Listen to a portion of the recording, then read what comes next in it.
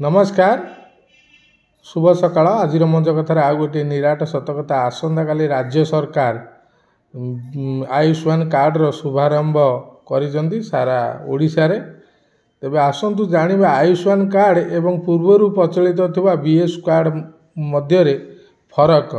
BS card जा बिजु जनता दल रो dream project थिला, सेथिरे आपण एई कार्ड टी कोनोसी मेडिकल ले देई देले आपन को आउ टंका खर्च करिया को पड़ू नथला। जहाँ तक टंका बिल से माने डाक्तरखाना रो कर्तृपक्ष से माने से कार्ड रु काटी नउथिले, किंतु आयुष्मान कार्ड रे तार हेबो नाई।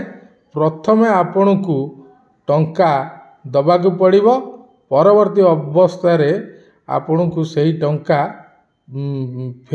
मिली पारिबो। या होची पार्थक्य। तेबे चिंता करंतु आयुष्मान कार्ड भलो ना बीएस कार्ड भलो।